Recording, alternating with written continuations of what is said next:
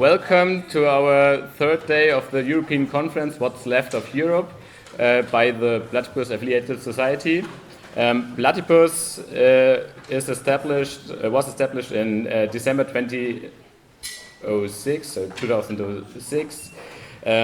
Organizes reading groups, public fora, research and journalism focused on the problems and tasks inherited from the old 1920s to 30s, new 1960s to 70s, and post-political 1980s to 90s, left for the possibilities of emancipatory politics today. Now we will have a book talk by Spencer Leonard on his books on Marx and Engels journalism, on imperialism and Bonapartism. And yeah, without ado, I say a warm welcome to Spencer. And yeah, let's start.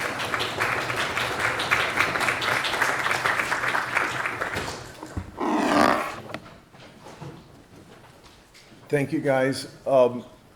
This talk is going to be really the second attempt to begin to speak publicly, which is to say, to draft the introduction to what will be a third and final volume of Marx's writings, primarily in English, from the 1850s, on imperialism and Bonapartism. My working thesis of these books is that Marx's journalism from this period, which he wrote primarily for the American press, for the New York Tribune, for a Republican paper, which is to say a paper associated with the Republican Party and its free soil precursors,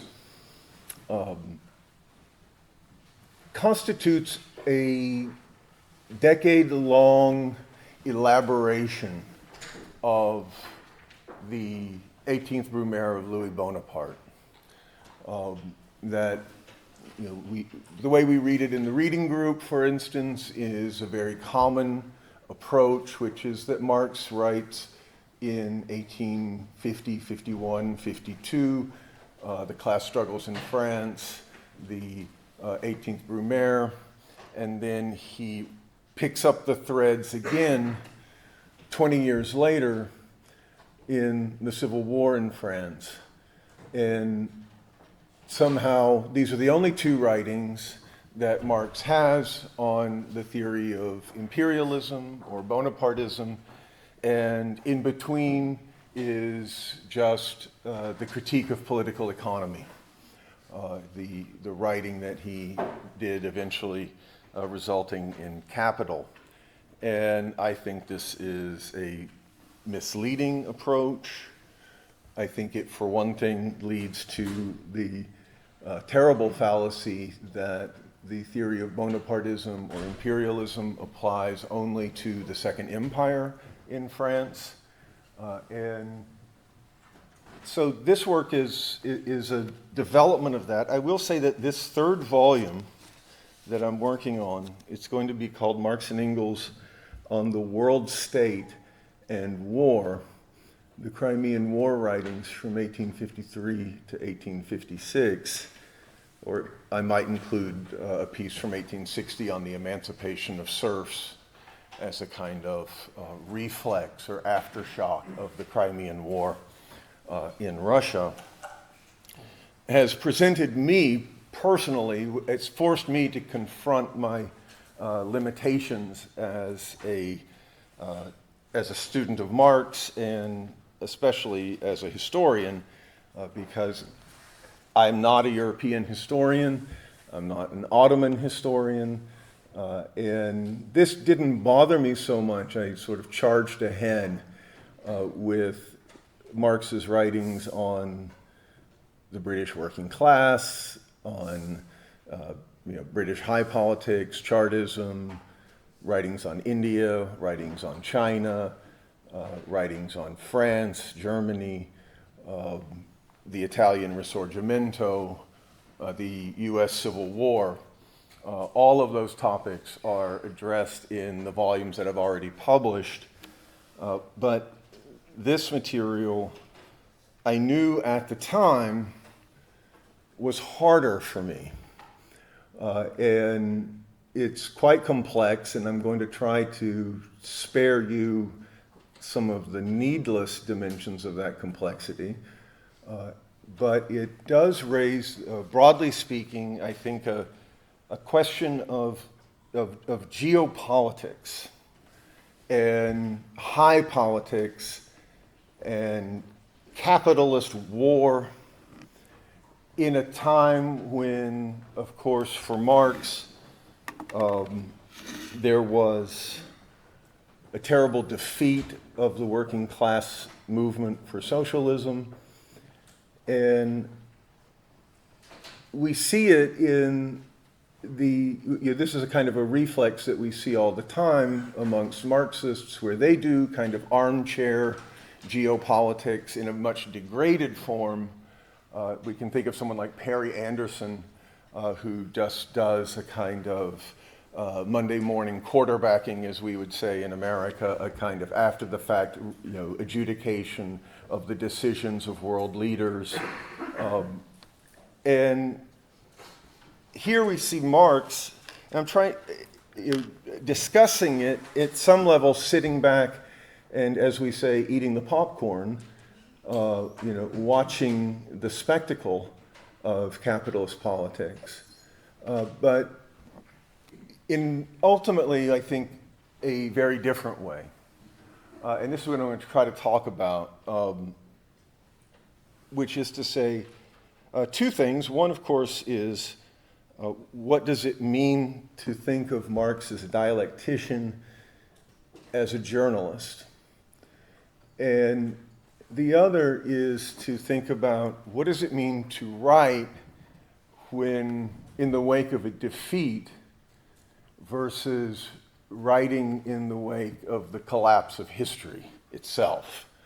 Our circumstance that we've been in for a long time. Marx was living in a shattering defeat. I'm going to talk a lot about how it's not as simple as we sometimes say, that the revolution was just over in 1850. I'm going to talk a lot about how the revolution wasn't precisely defeated in Britain because it wasn't fully constituted in Britain in 1848. And there was an attempt to rebuild socialism from within Britain itself.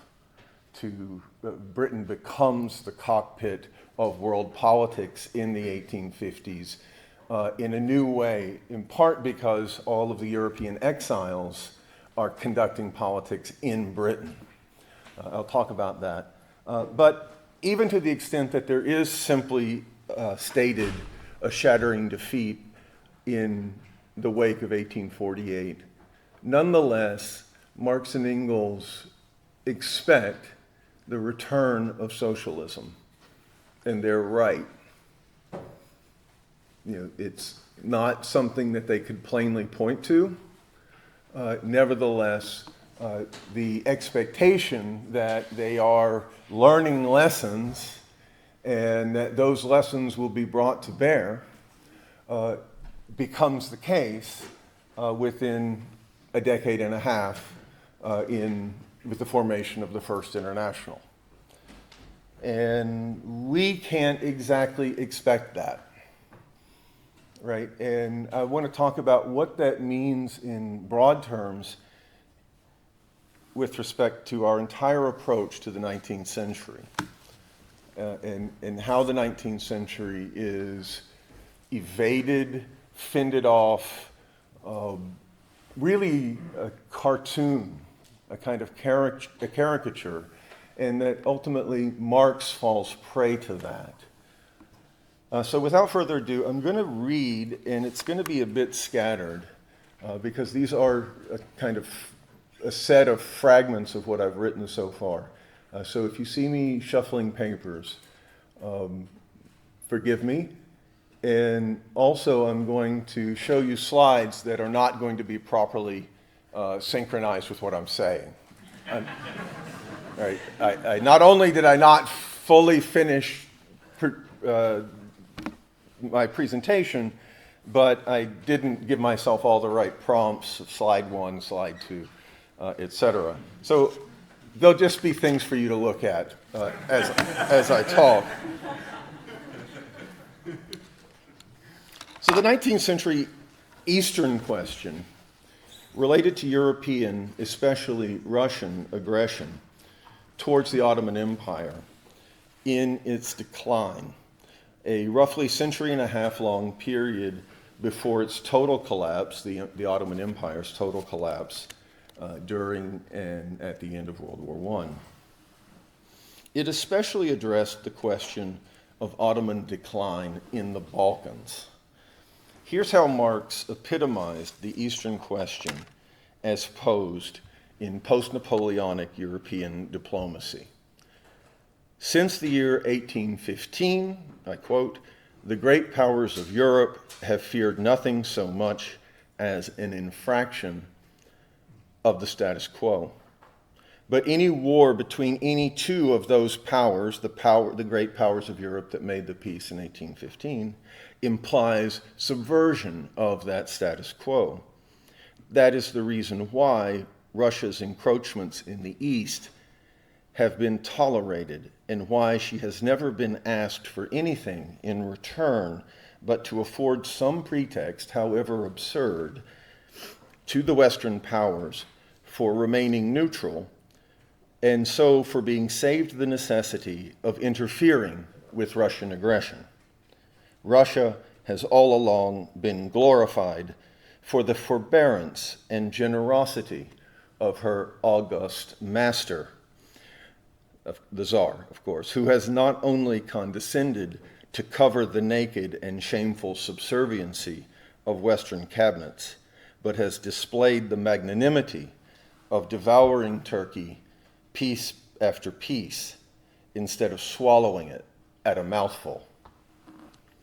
The Tsar's diplomats never ceased repeating their professions of friendship for the Ottoman Sultan, even as their master inflicted the greatest indignities on the Turkish government and threatened to extort by force the most humiliating concessions.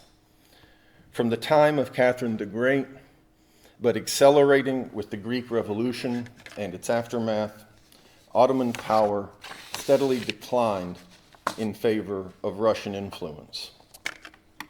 How would the Western powers react when that process came to the crunch, when the other Western powers brought themselves to oppose further Russian aggression? Such, in brief, was the so-called Eastern question. Catherine the Great's victories in the Russo-Turkish War of 1768 to 74 brought into the Russian sphere of influence parts of the Caucasus, Moldavia, the Ukrainian region between the rivers Bug and Dnieper, and Crimea. It established Russia as a Black Sea power and set in train subsequent Ottoman military defeats and territorial losses. Also, of course, in 1798, Napoleon occupied Egypt, and in 1830 and after, the French seized Algeria. This even as Tsars Alexander I and Nicholas I continued their aggressions in the Russo-Turkish Wars of 1787 to 92, 1806 to 1812, and 1828 to 29. After that, what was chiefly at stake was preventing Ottoman collapse, causing conflict between the major powers. Between 1815 and 1914, they went to war only once over the Eastern question. When, in the wake of the Revolution of 1848, Britain and France fought alongside the Kingdom of Sardinia against Russia in the Crimean War in the years 1854 to 56. The 19th century has become, in our times, a caricature. A century of class struggles, of titanic revolutions, of the dismantling of slavery, of socialism, is today dismissed as a kind of theater of horrors, of racism, patriarchy, and colonialism.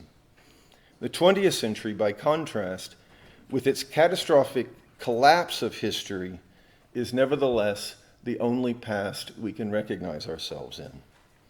And even Marx, or rather, especially Marx, is not immune. The only Marx permitted to us is the Marx who is some sort of transhistorical theoretician of a condition of capital that will last forever. But we have the consolation of a kind of Gnostic consolation of knowing that we live in a fallen world by reading Marx. Marx on the events of his time, Marx on the revolution of 1848, and here, the consummate Victorian War that followed it.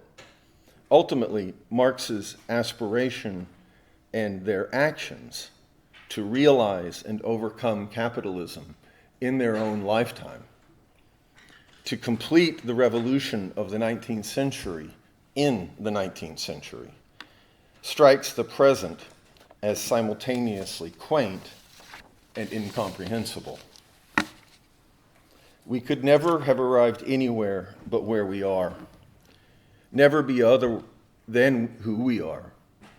To suggest otherwise is to engage idly in alternative history.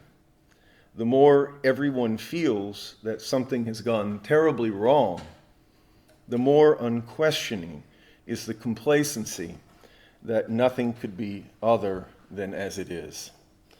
We're now wise enough to know that freedom was a cruel deception. Anyone who suggests otherwise is to be mocked and marginalized. Here's how Marx opens what will become a vast body of writing on the lead up to and the course of the Crimean War. A corpus of writings that, if published complete, as of course it is published complete in the complete works of Marx and Engels, would equal in length a volume of Das Kapital. Placing events against the background of the past half-century, as well as the more immediate post-1848 rottenness, Marx writes, and I'm going to quote this at length, and pardon, there's going to be some references here to specific events that you won't understand, but basically there's a kind of a final diplomatic crisis in Constantinople or Istanbul, where the Russian envoy is provoking war, is making demands on the Ottoman Empire for influence and concessions that are being rejected and leading to war. Prince Menshikov, this is the envoy who's also a military man, after reviewing the Russian forces and after an inspection of his army and his fleet at Sevastopol, where he caused maneuvers of embarking and disembarking troops to be executed under his own eyes, entered Constantinople in the most theatrical style on February 28, 1853, attended by a suite of 12 persons. He met with such a reception from the Greek and Russian inhabitants as if he were the Orthodox Tsar himself entering Tsarigrad to restore it to the true faith. Tsarigrad is a kind of Russian Orthodox way of referring to Constantinople. An enormous sensation was created in London and at Paris by the news that Prince Menshikov, not satisfied by the dismissal of Faoud Effendi, he demanded that the Sultan dismiss his prime minister, had demanded that the Sultan should abandon to the Emperor of Russia not only the protection of all the Christians in Turkey, but also the right of nominating the Greek Patriarch, that the Sultan had appealed to the protection of England and France, that Colonel Rose, the British envoy, had dispatched the steamer Wasp in haste to Malta to request the immediate presence of the English fleet in the archipelago, and that Russian vessels had anchored at Kilia near the Bosphorus.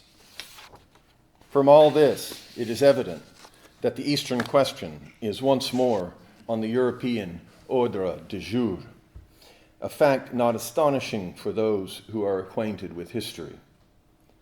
Whenever the revolutionary hurricane has subsided for a moment, one ever-recurring question is sure to turn up, the eternal Eastern question. Thus, when the storms of the First French Revolution had passed, and Napoleon and Alexander of Russia had divided after the Peace of Tilsit the whole of continental Europe betwixt themselves, Alexander profited by the momentary calm to march an army into Turkey and to give a lift to the forces that were breaking up from within that decaying empire. Again, no sooner had the revolutionary movements of Western Europe been quelled than Alexander's successor, Nicholas, made another dash at Turkey. When, a few years later, the Revolution of July, with its concomitant insurrections in Poland, Italy, Belgium, had had its turn, and Europe, as remodeled in 1831, seemed out of the reach of domestic squalls, the Eastern question reappeared in 1840 on the point of embroiling the great powers in a general war. And now, when the short-sightedness of ruling pygmies prides itself in having successfully freed Europe from the dangers of anarchy and revolution, up starts again the everlasting topic, the never-failing difficulty. What shall we do with Turkey? Turkey is the living sore of European legitimacy, the impotency of legitimate monarchical government. Ever since the First French Revolution, the impotency of legitimate monarchical government ever since the First French Revolution has resumed itself in the one axiom, keep up the status quo. A testimonium paupertatis, which is to say a testimony to poverty, a testimony to the poverty of European diplomacy, an acknowledgement of the universal incompetency of the ruling powers for any purpose of progress or civilization, is seen in this universal agreement to stick to things as by chance or accident they happen to be. The Eastern question, in other words, was a feature of the emergence of bourgeois society in Europe, but it had transformed itself in the course of the 19th century. Turkey, even as it struggled to modernize, precisely in its struggle to modernize, exemplified the general rot of capitalism, no less than the Cossack expansionism of the Tsar. Continuing with the same article written for the New York Tribune, Marx writes, Napoleon I could dispose of a whole continent at a moment's notice, and dispose of it too in a manner that showed both genius and fixedness of purpose. The entire collective wisdom of European legitimacy, assembled in Congress at Vienna, took a couple of years to do the same job, got at loggerheads over it, made it a very sad mess, indeed, and found it such a dreadful bore that ever since they've had enough of it and have never tried their hands again at parceling out Europe. Myrmidons of mediocrity, as the poet Béranger calls them, without historical knowledge, without insight into facts, without ideas, without initiative. They adore the status quo they themselves have bungled together, knowing what a bungling and blundering piece of workmanship it is. But Turkey, no more than the rest of the world, remains stationary. I guess I should show you another slide. Yeah, I like Karl Marx.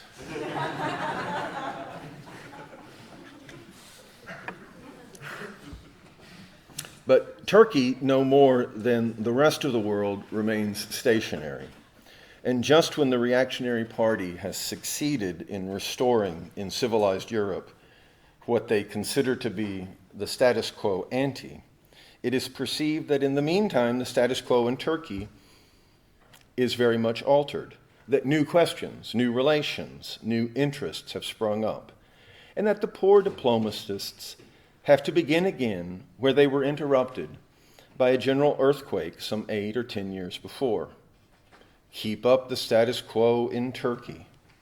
Why, you might as well try to keep up the precise degree of putridity into which the carcass of a dead horse has passed at a given time before dissolution is complete. Turkey goes on decaying and will go on decaying as long as the present system of the balance of power and the maintenance of the status quo goes on.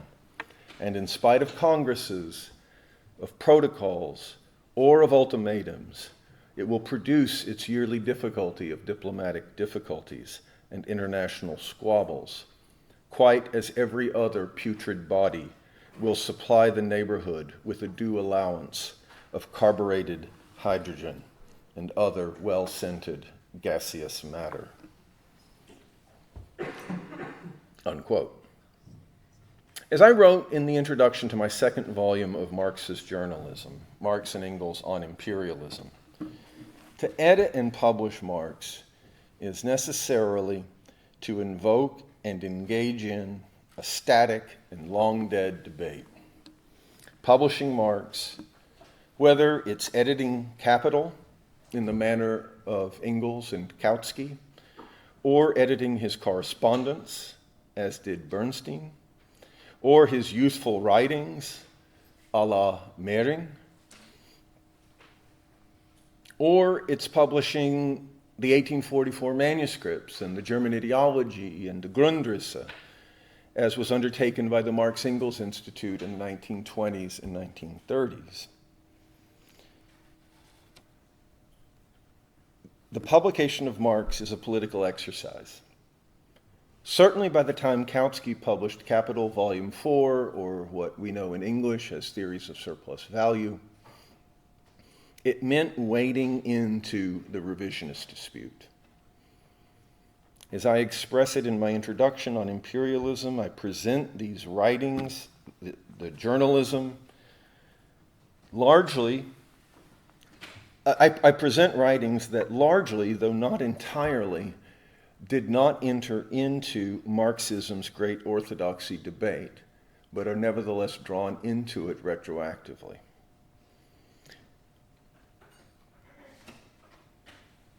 In this sense, I attempt to leverage these writings to wrest open a pathway back to the Marx of Marxism, to the Marx of orthodoxy. I attempt to leverage them as a means of facilitating the rediscovery of Marx's Marxism. By the way, those remarks don't entirely apply to the writings I'm discussing here, which were published by Marx's daughter, Eleanor Marx, in 1897,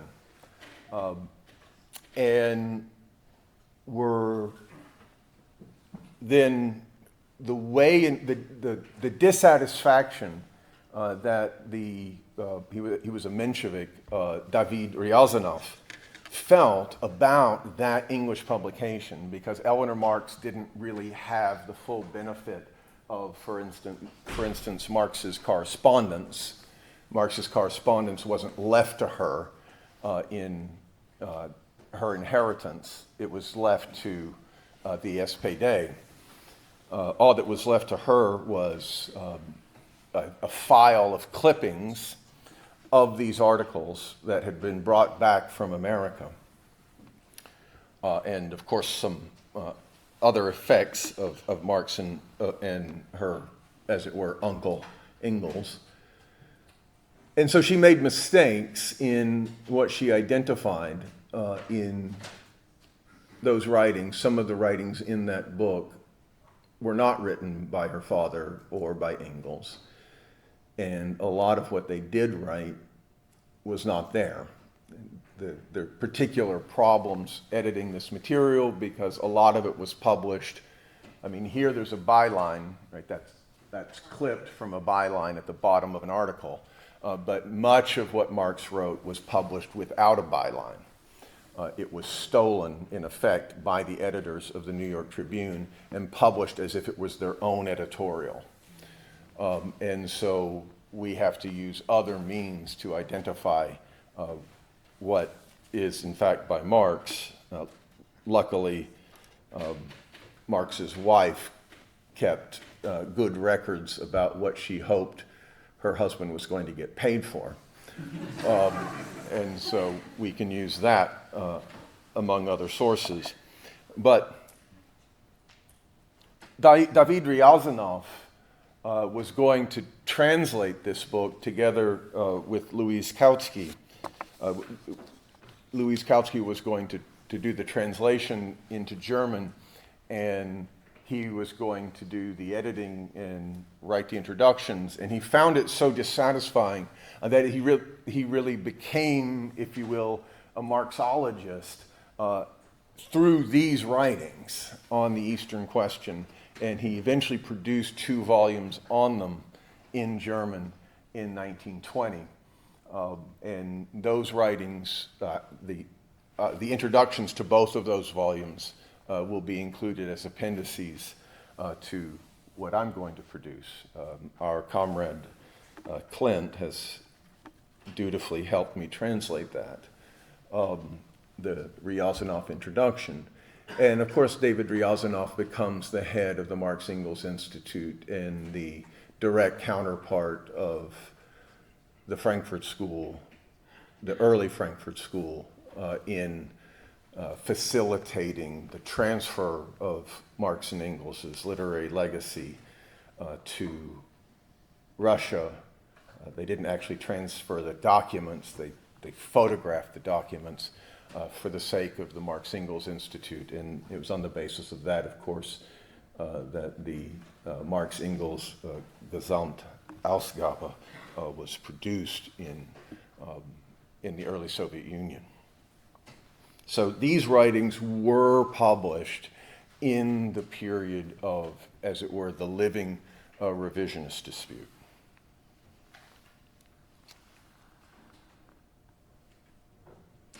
In the Crimean War, the great military drama was, of course, that which gave the war its name, the Allied campaign in the Crimean Peninsula, eventually centering on the Russian fortress of Sevastopol.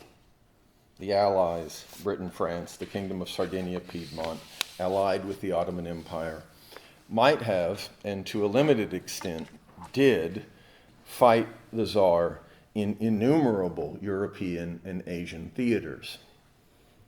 But the war curiously concentrated in a single and, in crucial respects, unfortunate theater.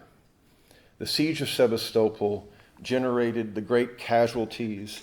It exposed the terrible ill-preparedness and incompetence of especially British supply and medical support for their army.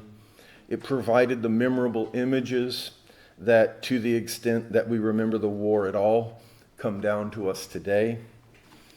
It provided the theater in which the greatest works of literature that treat directly of the war are set. Alfred Lord Tennyson's Charge of the Light Brigade and Leo Tolstoy's Sevastopol Sketches.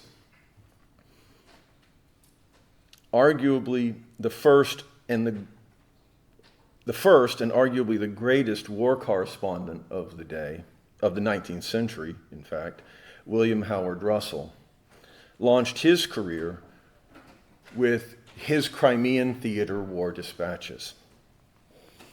And the great history of the war, heralded by many, including Winston Churchill, as amongst the greatest histories ever written, A.W. Kinglake's multi-volume Invasion of the Crimea, as its title suggests, focused on the same theater.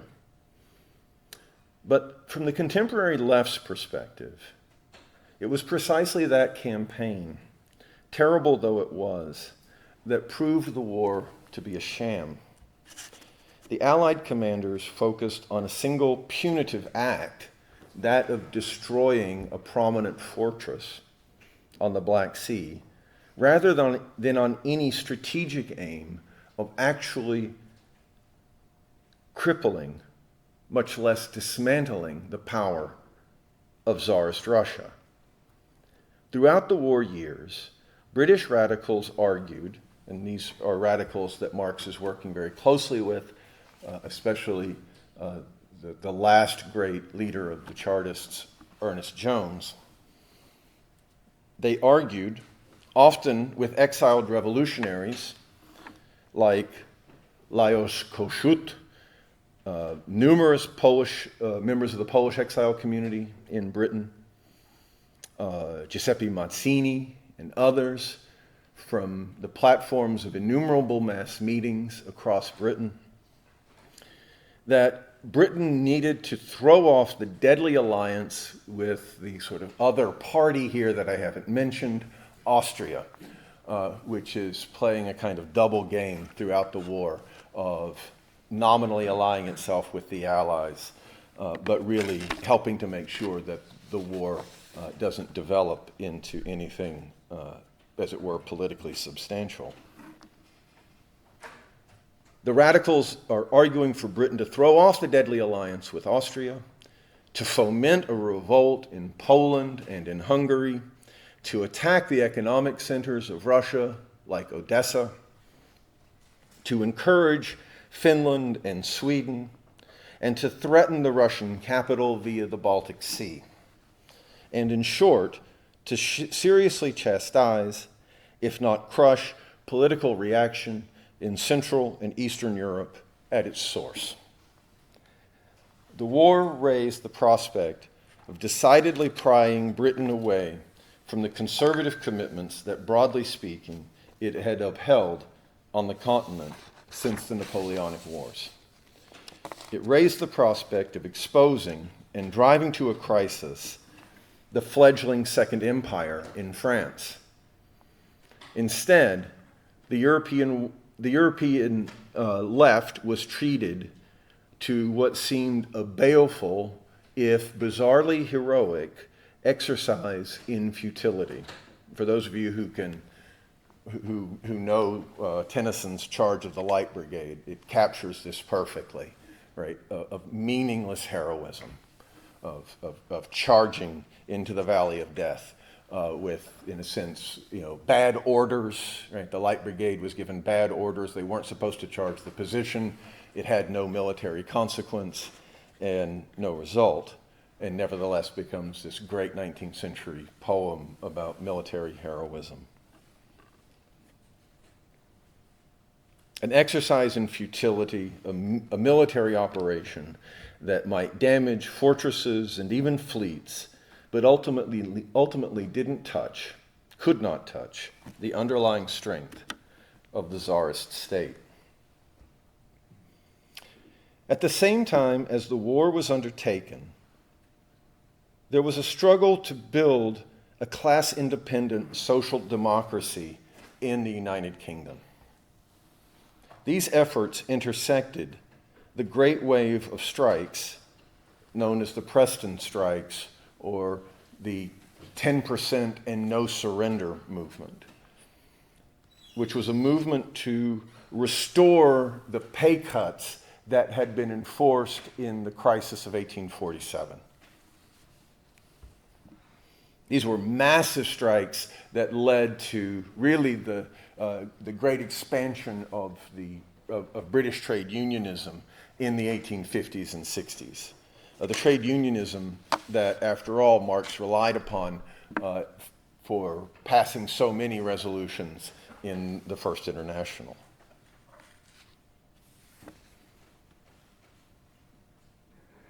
We know it, above all, for its 1854 organization of a labor parliament, which we remember for the brilliant statement Marx drafted for it. Probably the best sort of 5-paragraph condensation of Marx's critique of political economy that you're likely to read. I'll just draw out some of the more political dimensions of it. Marx wrote at that time. Someone else read it aloud for him. I think Marx was shy to speak English in public. He had a thick accent. It is the working millions of Great Britain who have first laid down the real basis of a new society, modern industry, which transformed the destructive agencies of nature into the productive powers of man. By creating the inexhaustible productive powers of modern industry, the working millions of Great Britain have fulfilled the first condition of the emancipation of labor. They have now to realize its other condition. They have now to free those wealth-producing powers from the infamous shackles of monopoly and to subject them to the joint control of the producers, who, till now, allowed the very products of their hands to turn against them and be transformed into as many instruments of their own subjugation. The laboring classes have conquered nature. They now have to conquer man. That's a brilliant line. I love that line. The laboring classes have conquered nature. They now have to conquer man. To succeed in this attempt, they do not want strength, but the organization of their common strength, organization of the laboring classes on a national scale.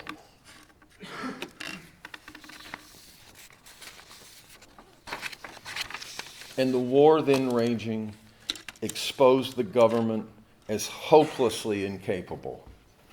It exposed, in a general social way, the incompetence of the ruling aristocracy of Great Britain. One can think of like the sort of British mythology of Florence Nightingale, of the sort of response of society to the failings of the state in the war. First of all, politically speaking, first of all, the publication of the diplomatic correspondence that led up to the war demonstrated the extent to which British diplomats, under the direction of their ministry, encouraged or at least countenanced Nicholas's push to cripple the Ottoman state. The British ruling class, in a sense, and Marx is very much insisting on this, was aligned with the Tsar and forced into this war by the democratic pressures arising from society at large. The Sultan had given refuge to many in exile of the 1848 revolution, and his opposition to Russian aggression met with deep sympathy in Britain. The one place in Europe where the press was not gagged in the early 1850s. In addition, the government's own newspaper, the Times of London, reported from the Crimean theater, and those reports, combined with the casualty lists and the soldiers' letters home, and the first public display of war photography, to send a shock of outrage through British society. The political class was profoundly discredited. As Marx wrote of the collapse of the Aberdeen ministry in February 1855, the scandalous proceedings in the Crimea, the utter ruin of the army, the helplessness of all and everyone connected with the administration of the war, the outcry in the country, fed by the diatribes of the times, the evident determination of John Bull to know for once who was to blame, or at least to wreak his wrath upon someone or other. All this must have proved to the cabinet that the time had arrived when they must put their house in order. Notices of threatening questions and motions were given in abundance in Parliament, and at once, above all, the notice of Member of Parliament John Arthur Roebuck threatening to demand a committee of inquiry into the conduct of the war and of all parties who had any responsibility in its administration brought matters to an issue at once. Here, as in all of Marx's journalism, there's no particular socialist gloss. Rather, this is the story told in every newspaper of the time. Marx's was simply a critical apprehension of and a condensed resume of events.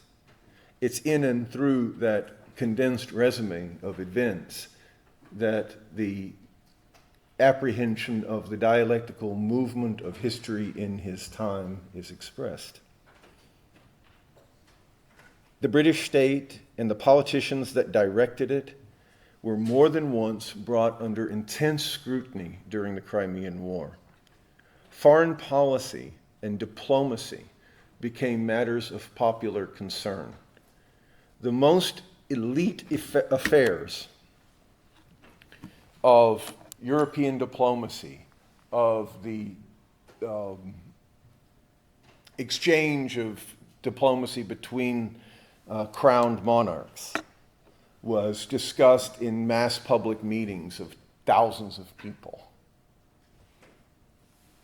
I'm not going to be able to talk about it at this time, but Marx becomes very engaged with, critically engaged with a reactionary Tory politician, David Urquhart, at this time, who's really the sort of the first expert in foreign policy for the masses. And he holds public meetings across England in which he discusses how the war against Russia is in fact a means of propping up Russia, that war is a way of consolidating the strength of all parties, that the war between the European states is a way of strengthening the world state over society. And obviously Marx is very interested in that, even though Urquhart's remedies are entirely reactionary.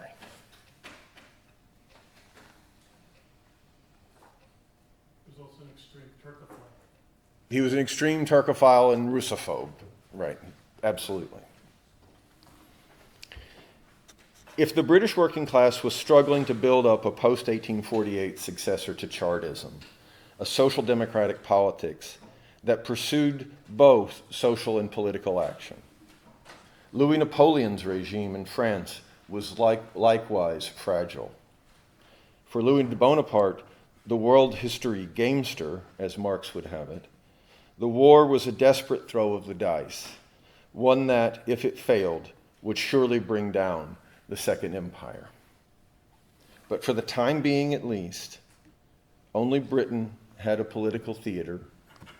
Of course, America as well, where these articles are being published, had a free press.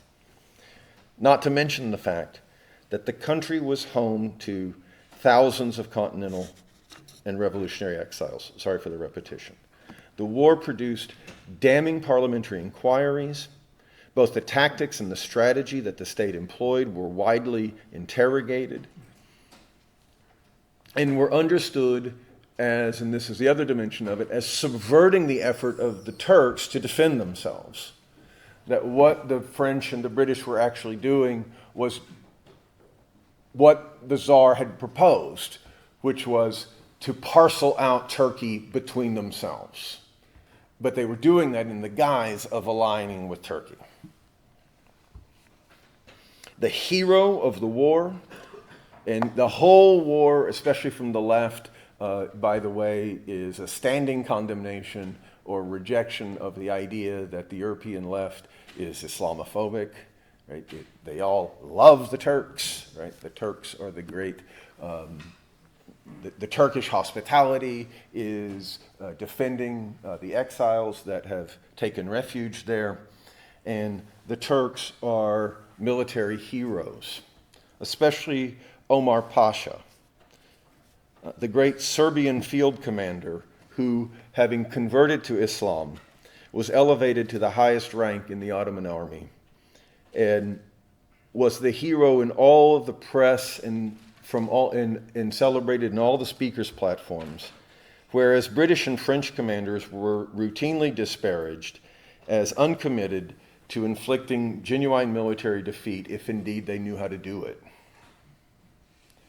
Indeed, the war was widely regarded as conspiring with the reactionary aims of the Tsar.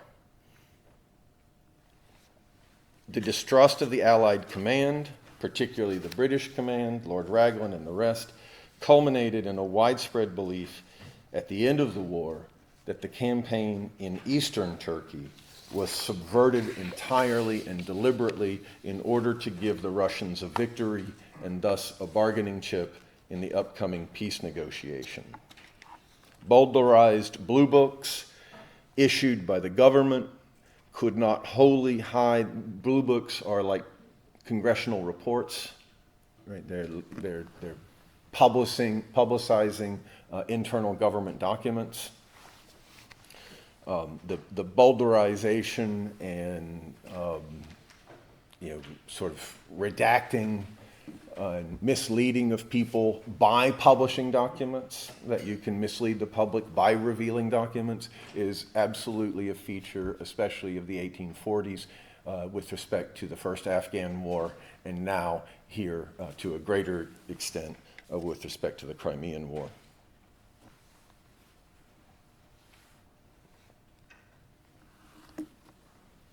Okay, I'm going to wind it up.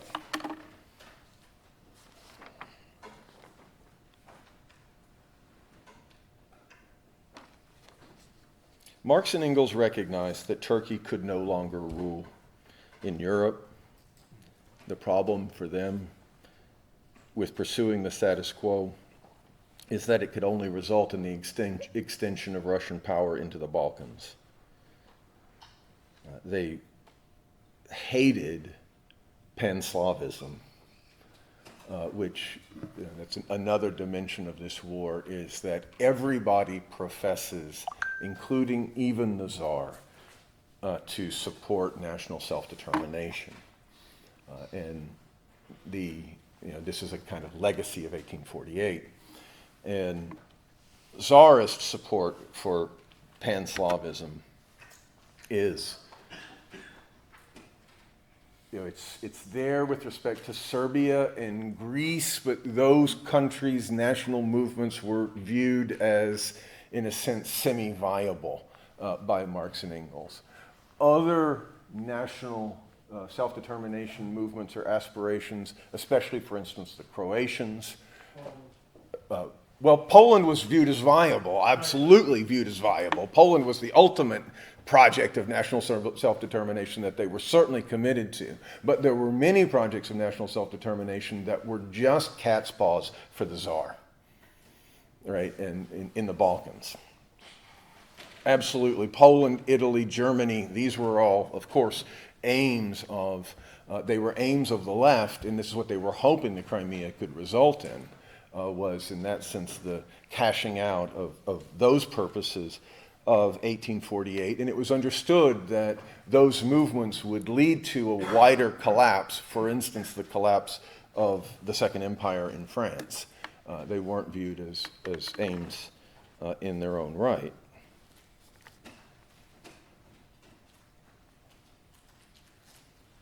The problem of the maintenance of the status quo was that it meant, in fact, a steady extension of influence and outright military power of Russia in the Balkans. Even the development that many liberals viewed as hopeful, such as Greek and Serbian quasi-independence, were being converted into projects of Russian influence.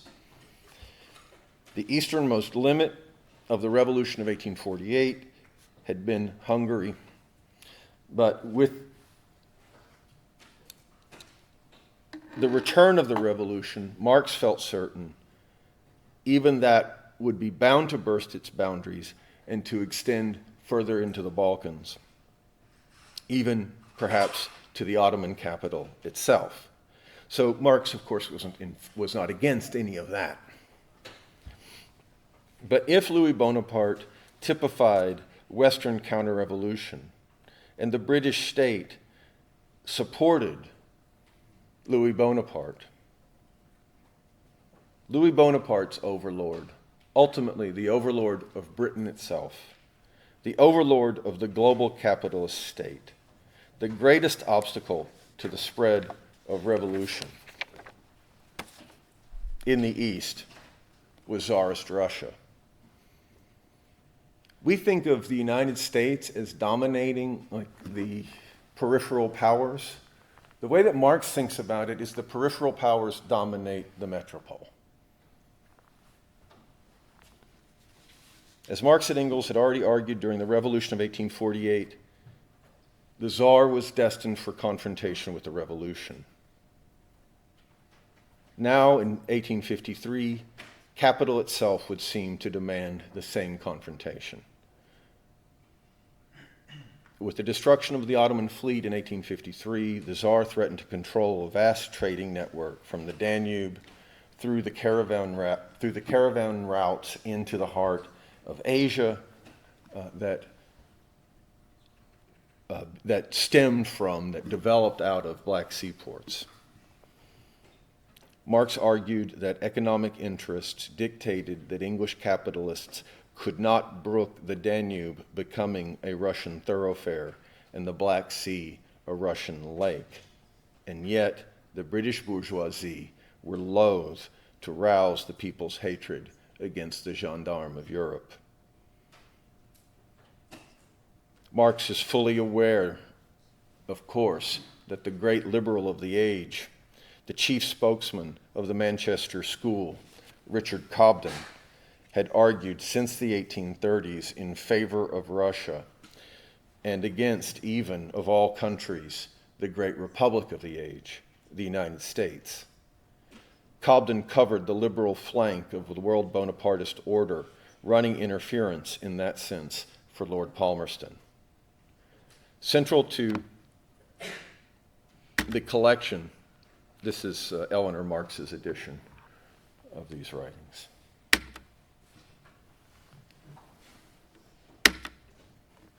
Here's Richard Cobden and John Bright propping up their czar and giving him a Turkish doll to tear apart.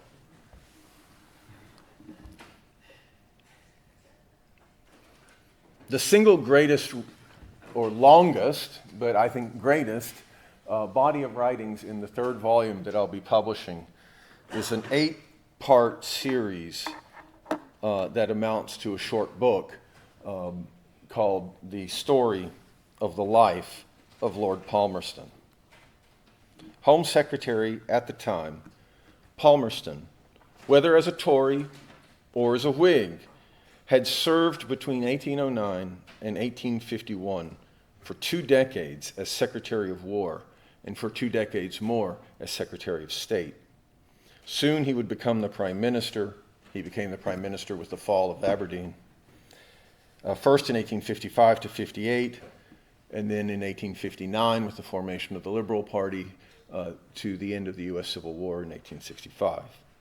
As much as any other figure of the 19th century, as much as the Emperor Louis Bonaparte, as much as Reichschancellor Bismarck, Viscount Palmerston exemplified for Marx the new imperialist state order necessitated by total social capital.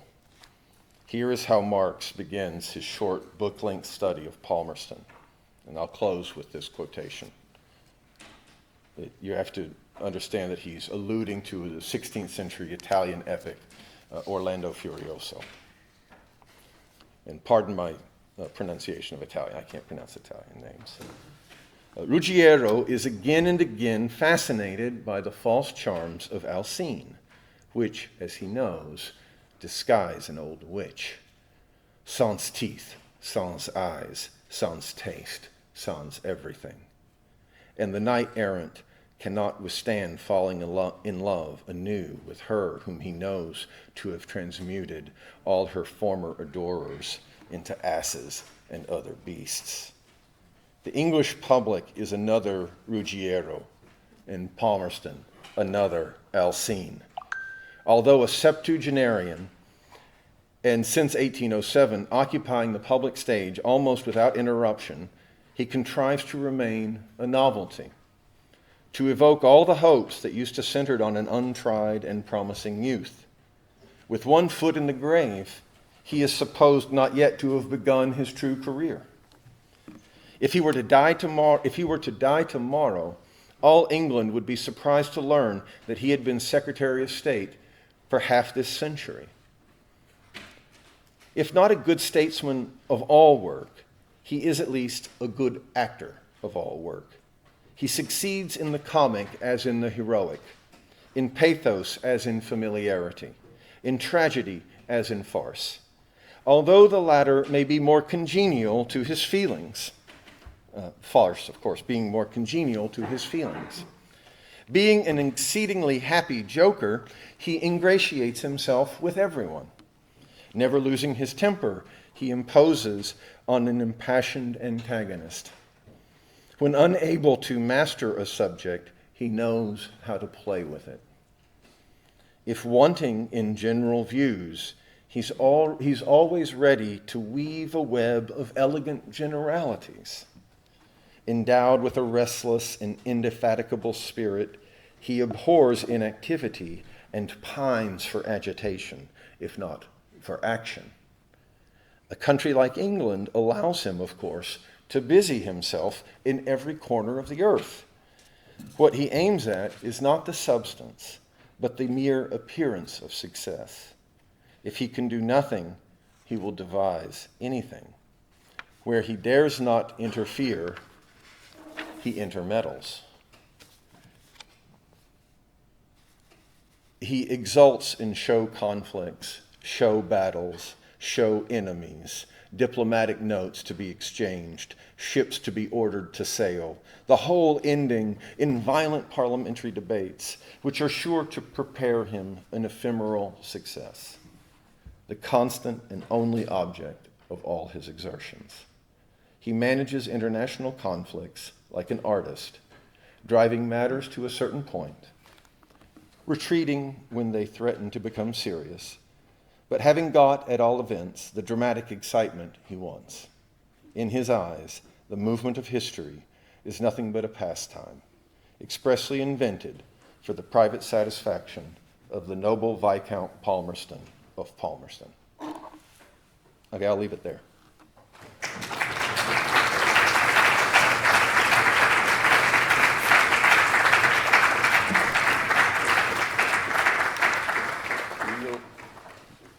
We will now take questions. Okay, we'll start there.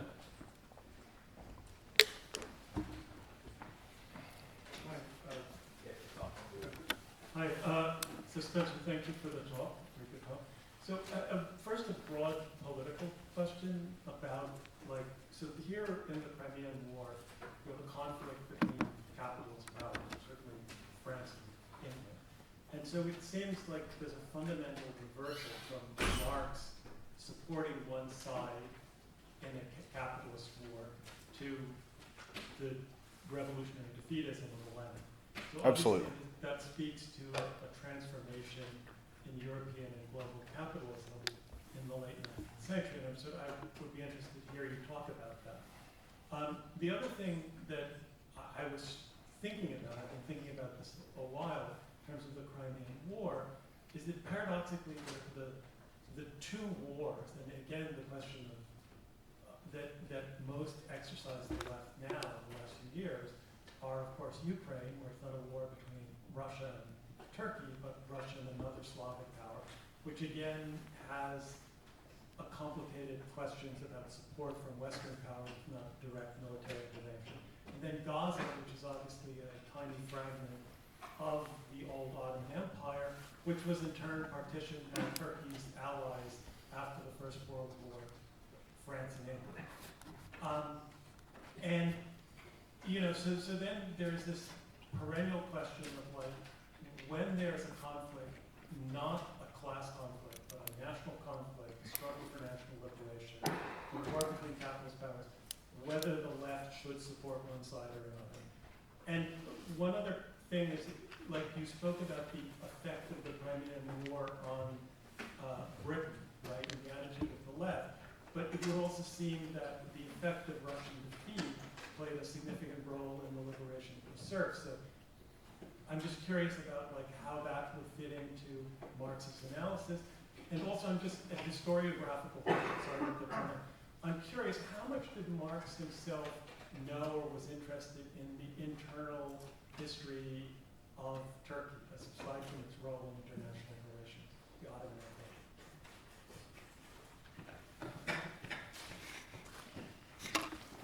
Empire? This is what's called a friendly question. I appreciate it, Richard, raising questions that I'd very much like to talk about that I didn't get to. This is how you support your friends. There's a lot that was asked there. Absolutely, I mean, there's a whole section that I wrote that I didn't read out, which is about the Ukraine war and Gaza and the presence of the Crimean War in the present. And though I think it's it flows from, and perhaps was suggested to you by the remarks that I made about the 19th century as a caricature. Exactly. That the 19th century, we can't feel its presence in our moment. We could even imagine that the Yugoslavian war in the 1990s might have created a whole historiography of the Crimean War, but it didn't. The Crimean War historiography is truly abysmal. It's sort of boys and toys, military history.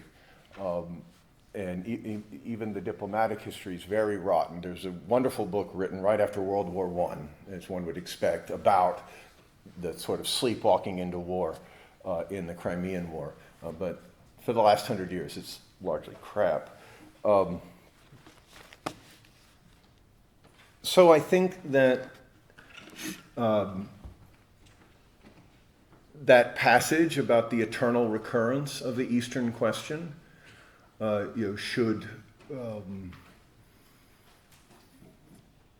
it should disturb us. Also, of course, the Middle Eastern wars broadly speaking,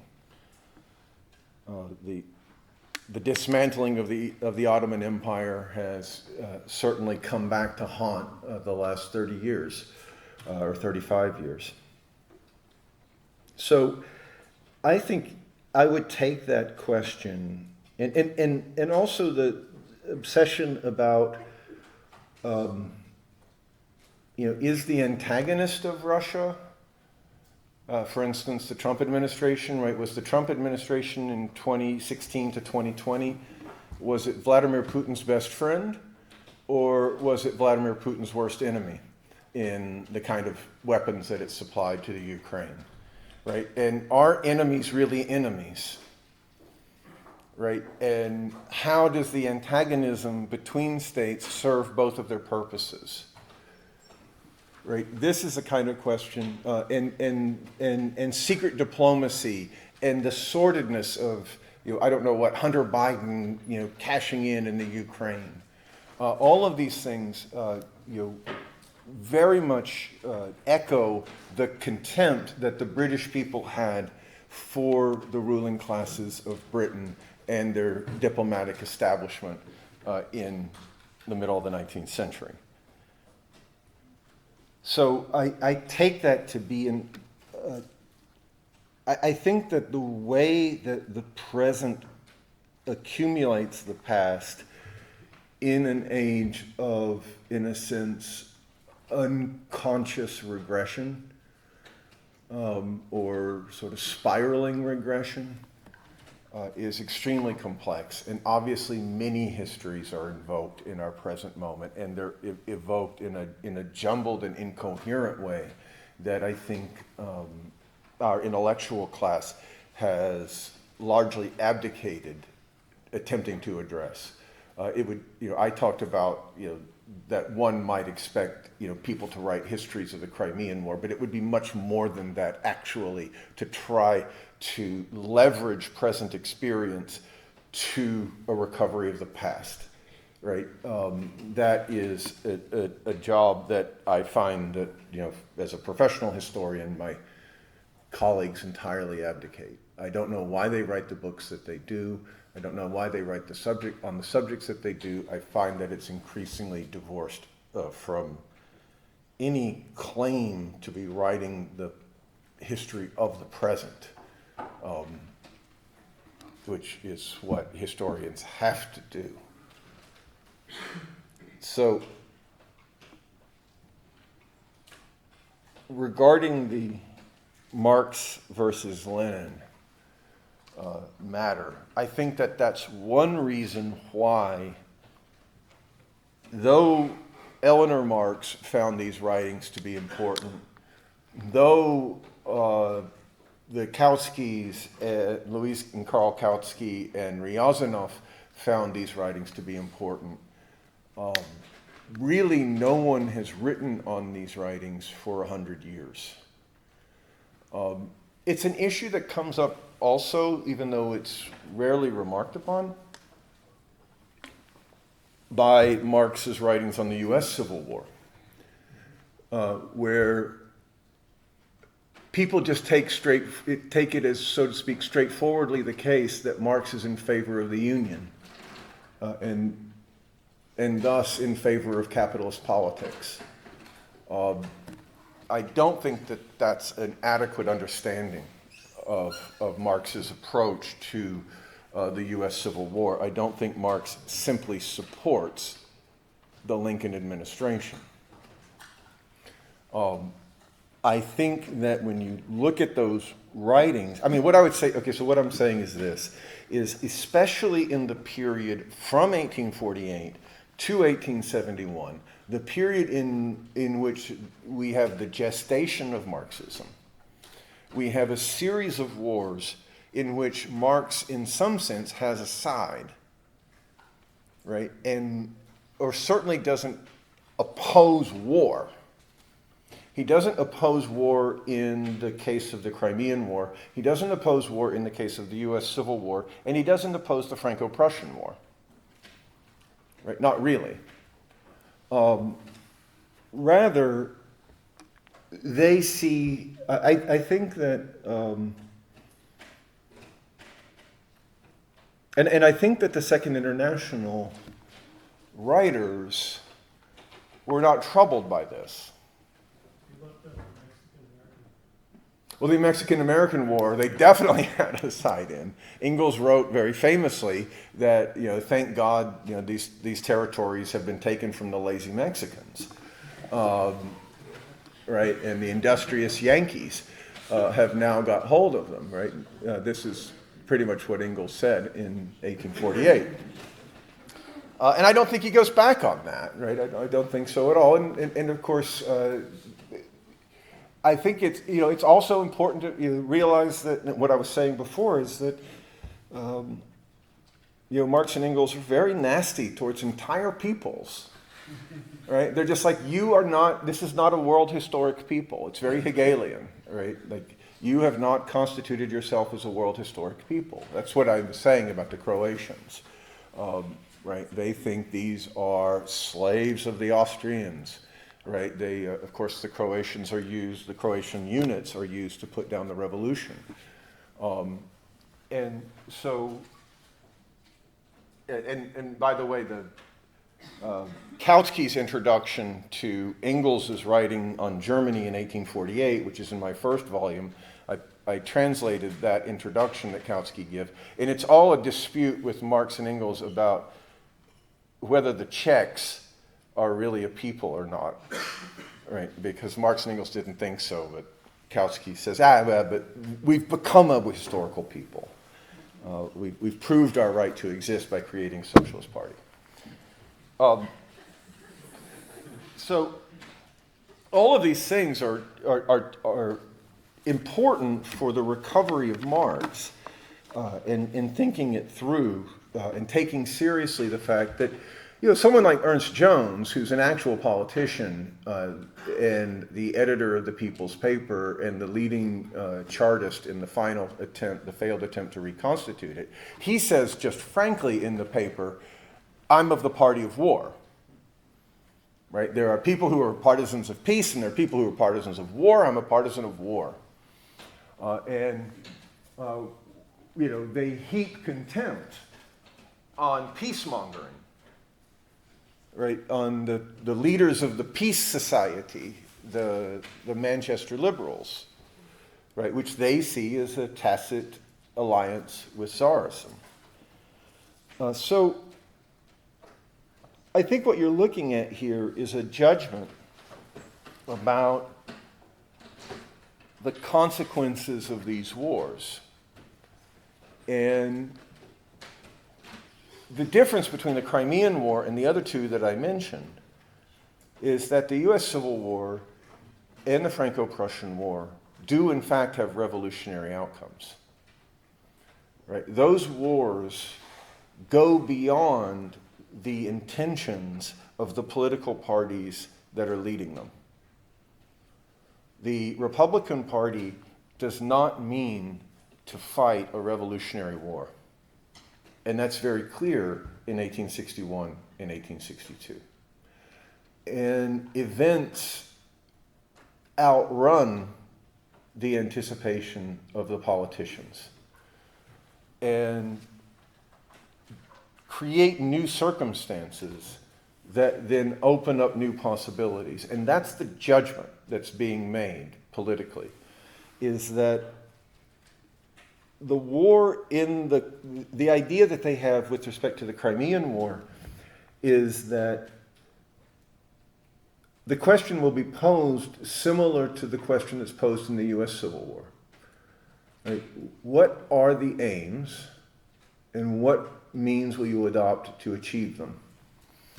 And the Chartists believe that the war can go so badly, and it goes very badly. The idea that it's an Allied victory is really a kind of myth. If the Allies won, the Tsar didn't lose. And so they think that the military conflict will create a need for victories that then will require the adoption of new strategies. And the adoption of those new strategies, they think, will mean creating Polish legions, recruiting Polish exiles, and getting Polish exiles to issue calls for an uprising in Poland, which would create a military necessity that would draw Russian troops away from the front to keep the Polish insurrection down. Similarly in Hungary, right? So they see these national self-determination movements as becoming potentially militarily necessary, right? Now that doesn't fully happen, but there's a famous discussion between Engels and Marx about the US Civil War, where Engels says, yeah, I think these fucking Yankees are hopeless, right? Their generals are idiots, and they're going to squander this war. And Marx says, I think you're too focused on the military dimension. You have to see what's happening politically in the North. And in the North, there is a growing appetite for a much more radical war. And that's going to result in changes in command, which of course happen. A series of changes happen with the firing of General McClellan through to the appointment of Ulysses S. Grant to prosecute a much more radical war, which then opens up further possibilities of reconstruction and the like. Right? It's an open-ended situation that allows Marx to say in the first international congratulation to the people of the United States on the re-election of Lincoln, that Abraham Lincoln is a son of the working class. It's a remarkable statement that he makes. And what he means, I think, is that Lincoln's actions are going to point to a series of leadership crises in the United States that could lead to proletarian revolution. And in that sense, Lincoln would be a son of the working class, because the action that he's accepting is pointing beyond his own leadership and the horizons of his own politics. So all of that is the case in this period of the gestation of Marxism, the way that they approach these world events. It's also, of course, very Hegelian. They're accepting war as a verdict of world history. They are accepting the circumstances that they are in, and they are asking, what can come of this? Right? And I think that with respect to Lenin and the question of revolutionary defensism, it's a fundamentally different matter. Because the war, from an advanced Marxist perspective, from a revolutionary orthodox Marxist perspective, is a war against socialism. Right? This is why Rosa Luxemburg says the Germans are guilty of the war. She doesn't mean in any capitalist sense. She means the German party has to make a revolution because the German high command is making this war in order to incorporate the SPD into capitalist politics.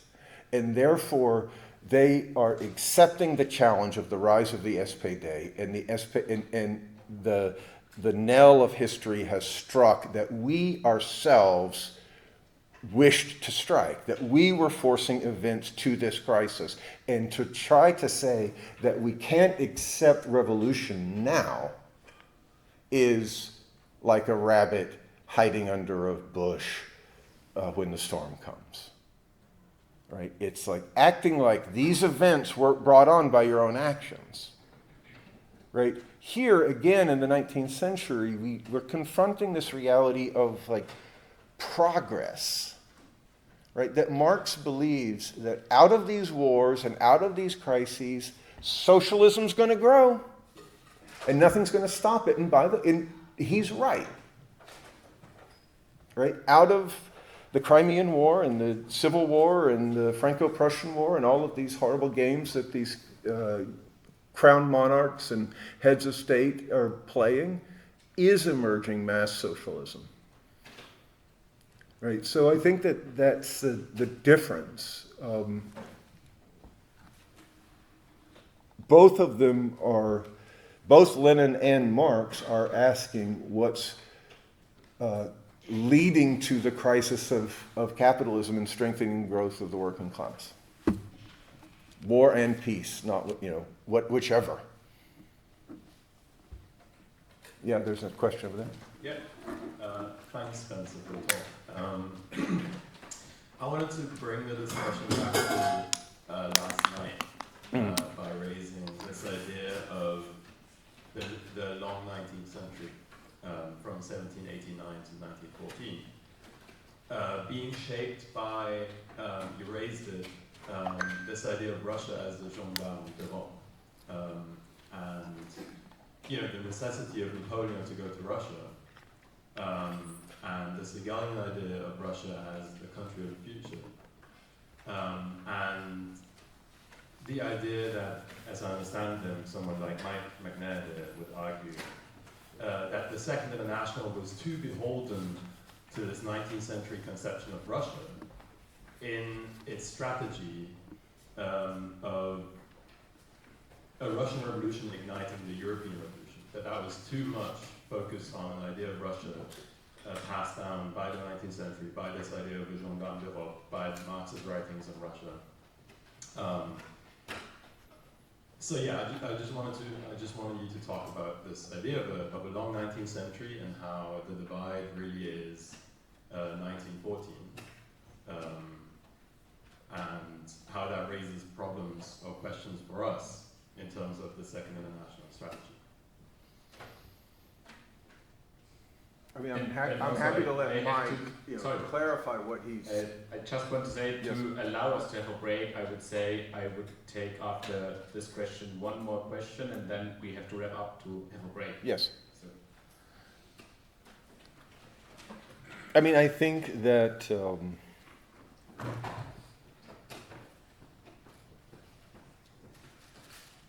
Again, I'm afraid to treat this as a response to Mike. I wasn't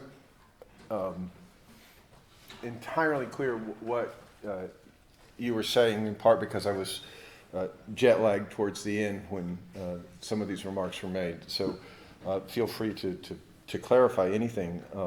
My own response, I don't think, would be particularly insightful or unique. I think that the notion of Russia as the gendarme of Europe is, of course, transformed in 1848 when Russia is invited in or offers to offers to the Habsburg Emperor to help put down the revolution in Austria.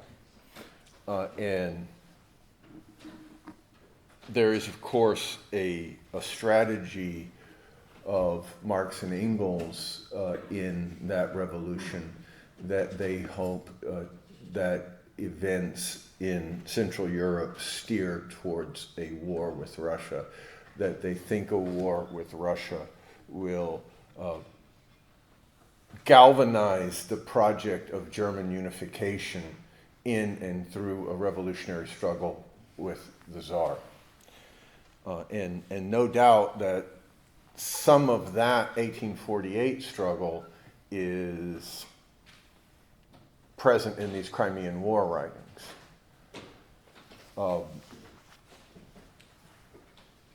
They don't think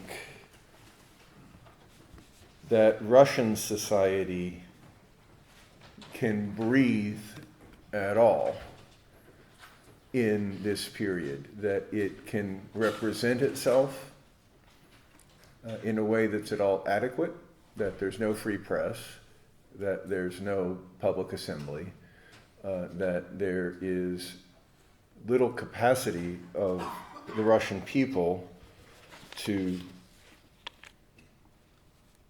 organize any kind of response to what is, of course, a real meat grinder for the Russians, right? This war. The condition of Russian soldiers is unspeakable. A lot of what comes out of it is a response to, and this ultimately will lead to Russian industrialization, which is, this is very much present in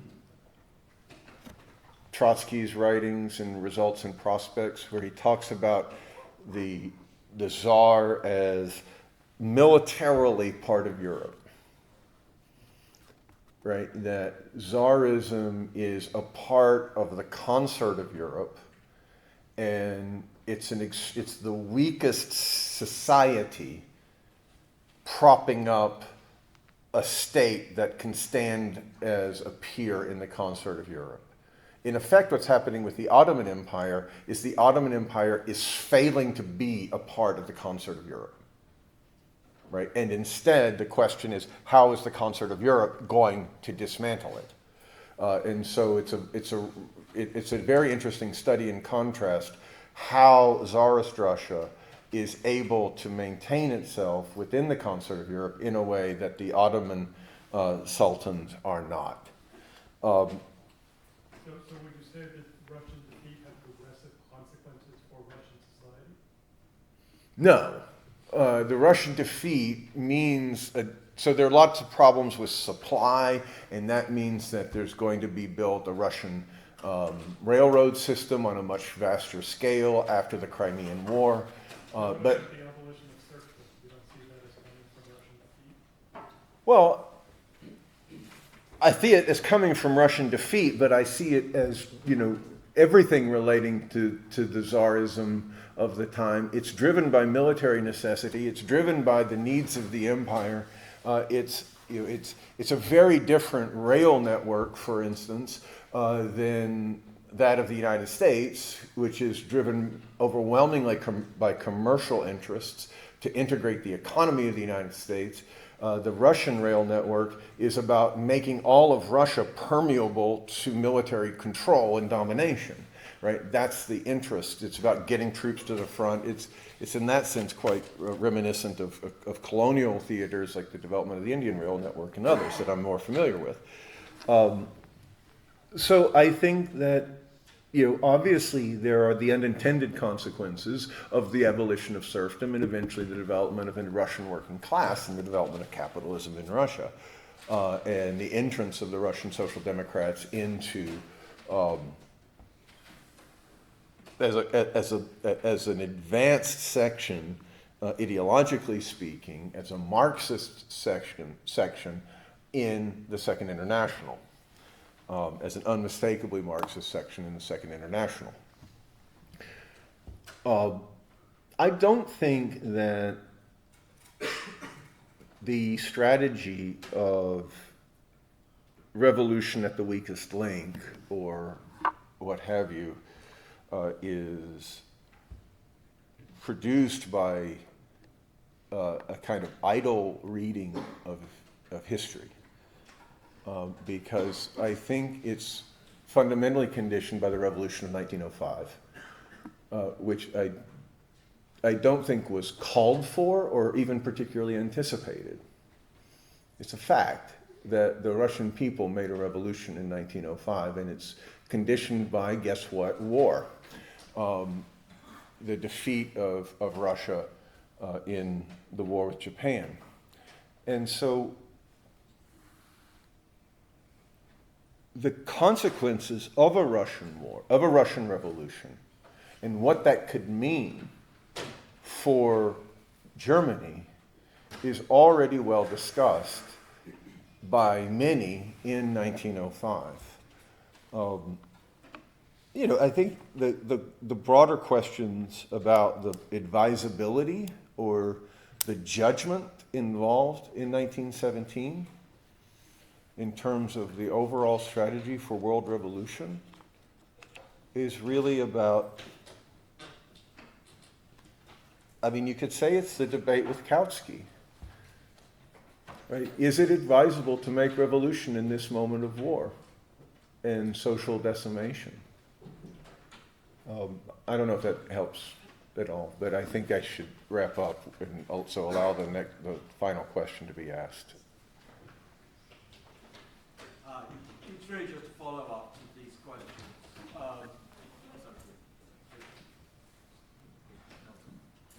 Okay, it's really just a follow-up to these questions.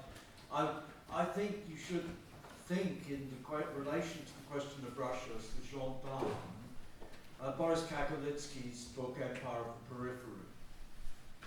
The issue which arises from that is the extent to which already in the Napoleonic War, and in a sense actually already in the Netherlands' relationship with Russia in the period of the Dutch ascendancy, but already in the Napoleonic War, there is a deal whereby once the Russians change sides, the United Kingdom supplies funds and tech, and the Russians supply grunts to be meat ground. And What was the last thing you said, the Russians? Meat ground. You said it's a meat grinder. The Russians supply grunts to be meat ground. Yes. Kakolitsky, I think, makes the point that exactly the same thing is happening in 1914-18 and under Stalinism as well in 1941-45. And in that sense, it seems to me that what's wrong with Marx and Engels' appreciation of what's happening in the 19th century is the underestimation of the agency of British capital in managing the world. Interesting. The underestimation of the extent to which, yes, it's right that the British don't intend to destroy the power of Russia, certainly not, any more than the United States enforcing the Israeli state to sign up to a ceasefire, quote, ceasefire, unquote, at this moment in Gaza, or indeed to stop fighting in Lebanon in 2006, intends to destroy the power of Israel as a regional gendarme in the Middle East. sense, the other side of this I came across in relation to the extraordinary duplicity of the UK in its relationships with Iran in the same period, between the Napoleonic War and the end of the 19th century. So that sense of that it's a problem to imagine that you can formulate a war policy on the basis that will not rush out to war and that will trigger. It's right to think of the war as potentially triggering revolution and all of that stuff, but in this case it's wrong because it underestimates the extent to which this was all under the control of British Foreign Office operations. That's it. I'm going to keep my answer short. I see here that it's almost 1 o'clock. And I appreciate the references. The contrast here is with bourgeois war, with bourgeois revolutionary war, where I think that, and this is where you have these remarks that Napoleon could reorganize Europe as a stroke of genius and an expression of his, I think the phrase is fixedness of purpose, in, as it were, a flash of genius. Of course, it's not simply a flash of genius. It's an immense military undertaking. Versus the sham wars, what they're calling a sham war in the Crimea. Sham war doesn't mean that there isn't a mountain of corpses. Sham war means that, another example would be the British in the 7 Years' War. The British in the 7 Years' War are so completely transforming the organization of world power that, for instance, by expelling the French from Canada, that it has immense consequences that go far beyond, undoubtedly, what the rulers are exactly doing. But no doubt there are underlying interests to, say, William Pitt's project that are being expressed there. So it's a distinction between, again, it's this question of tragedy and farce, right? That there is something monumental taking place in and through the Revolutionary War in the period of, from the time of the wars against the French Revolution through the wars against Napoleon. And Napoleon, in some sense, representing a continuity with the wars of the French Republic. And that in that broad arc, there is an immense project at stake that concludes tragically, but the tragedy leaves the circumstances forever transformed. Right? It's in that sense a Hegelian understanding, right? That the French Revolution and the wars of Napoleon are tragic. I mean, this whole language of comedy and farce and tragedy is all coming out of Hegel. And here, it's, I agree with you. It's, Trump saying that he's, ending 8 wars. Or he's creating peace in 8 places where, he's solving 8 out of 6 wars, or whatever he's doing. Right, it's very much this kind of Palmerstonian notion that world history is a plaything to gratify the ego of Donald Trump. And what could be more amusing? It's a lot better than a video game or Risk or whatever, right? And it's, as he says, nothing but a pastime for these rulers. I agree with that. I think it's true, of course, on all sides. And I think our leaders are much more bungling and much less capable of insight into facts than Lord Aberdeen or Lord Palmerston were, for sure. They are Bonapartists in that respect, and I think that has to do with the long absence of socialism and the degradation of capitalist politics that entails. Okay, I appreciate you guys' indulgence. Thank you.